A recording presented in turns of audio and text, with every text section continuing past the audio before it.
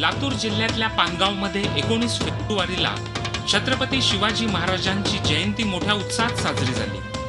त्यावेळी सहाय्यक पोलीस उपनिरीक्षक युनुस शेख आणि पोलीस नाईक रमेश आवस्कर पानगाव पोलीस ठाण्यात कार्यरत होते। अचानक सुमारे 150 जणांच्या जमावानं पोलीस ठाण्यात घुसून तोडफोड केली। त्याही पुढे जात जमावानं युनुस शेख आणि रमेश आवस्कर यांच्यावरच हल्ला चढवला।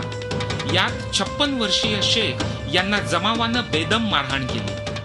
अरे सवेदों को मारे, मेरे को ऐसा मारते तो एक उसने राड़ डाला, मेरे को चक्कर आ गई, गिरे।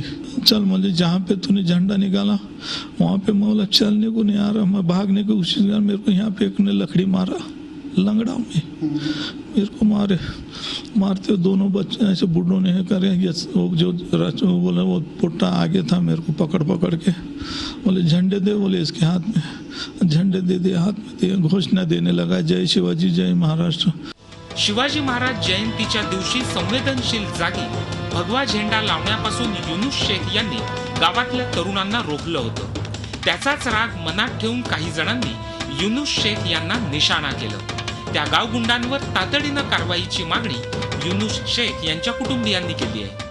5वां दिन है यार, और आरोपी जो मुख्य आरोपी है फरार है। आरोपी का अपने पास वीडियो फुटेज है, आरोपी का अपने पास फोटो है, तब भी आरोपी अगर नहीं मिल रहे तो मेरी यही मांगनी है कि जो होम मिनिस्टर है, होम मिनिस्टर इसमें दखल ले और इसमें जो जल्द से जल्द कार्रवाई हो।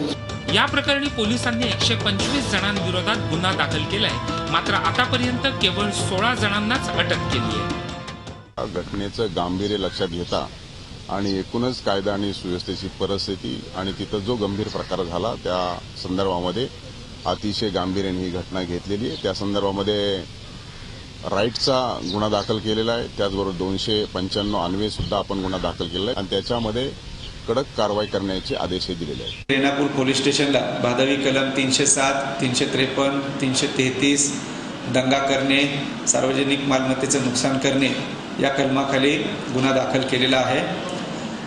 आतापर्यंत 16 आरोपी अटक करण्यात आलेले आहेत, त्यापैकी 15 जण 24 तारखेपर्यंत पोलीस कस्टडीत आहेत। या प्रकरणाला काही संधी साधूंनी धार्मिक रंग देण्याचा प्रयत्न केलाय, मात्र हे प्रकरण थेट कायदा सुव्यवस्थेलाच आव्हान देणारं आहे। त्यामुळे दोषींवर अत्यंत कठोर कारवाई होणं गरजेचं आहे। Shashikant Patil, Zee Media, Latur. Zee 24 तास रहा एक पाऊल पुढे।